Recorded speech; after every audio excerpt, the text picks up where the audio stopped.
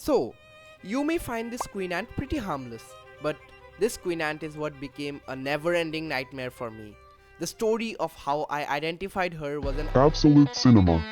and thinking about it plays only one melody in my mind. That is.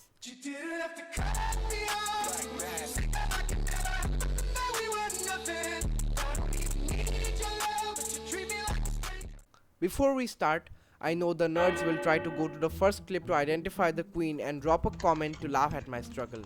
But please, just don't. Respect the script. Well, anyways, the story started on 8th May when I found this queen. Well, to be specific, the queen found me.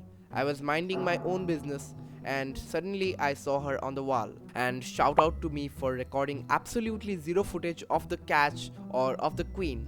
Why? Partly because she still had wings and I thought she might be infertile. But moreover, guys, I was severely demotivated.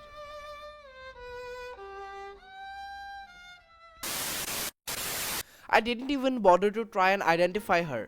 I just put her in a test tube setup and called it a day. But all of that changed when I caught my Camponotus irritans queen. I felt a surge of motivation. I felt like gaining plus 999 aura. And as one day I checked on the Camponotus queen who laid 5 eggs, I also checked up on this mysterious ant queen. And she had laid tons of eggs, around 40, and she maybe even had larvae. So I thought of IDing her, which quickly became my nightmare. As you might have guessed, I am not a traditional ant keeper. I'm a weird beginner with zero adult supervision from expert ant communities. It's just me, a test tube, the internet, and some AI models. So I sent pictures of the queen to Gemini and it identified it as Glacius niger, Glacius neonator, Paratricina longicornis, Brachymemex. And I was overwhelmed. None matched the queen's size or shape perfectly. At that point of time, I was literally becoming crazy. In reality, I couldn't sleep, I couldn't stay still, I couldn't think of anything else. All I could think of was that mysterious queen ant. My family might have thought I had lost it, obsessing over an ant, and that was really true. Then, a sudden revelation came from ChatGPT, which said, Right now, my best estimate is, open quote, small formicine queen, probably Nylanderia or related genus. The Nylanderia queen images did really match with my queen. At that point of time, the most irritating question came to my mind. Where did this queen come from? Now, it may seem like a dumb or a strange question, but the thing is, I have never seen a Nylandria ant in my surroundings. Heck, I didn't even know it existed. So how come I see a random Nylandria queen entered my house out of nowhere and call it a day? So I began taking pics of ants in my house like a maniac.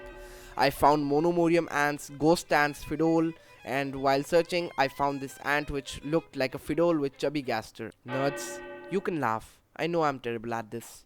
But at last, I found a website named iNaturalist, and it was a game changer. I uploaded the image of my queens and it gave a fairly good result. But then came the final boss. I uploaded the chubby gastered worker, expecting the result to be fiddle. The result?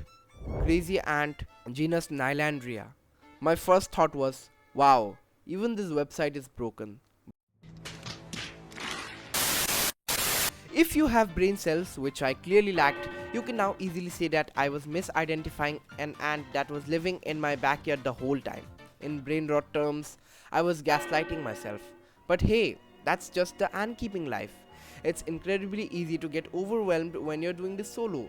But remember, if you keep looking, one day you will find your answers, and who knows, maybe along the way, you will get lucky enough to have a beautiful queen laying 40 eggs in your room. Wait, that sounded kind of bad.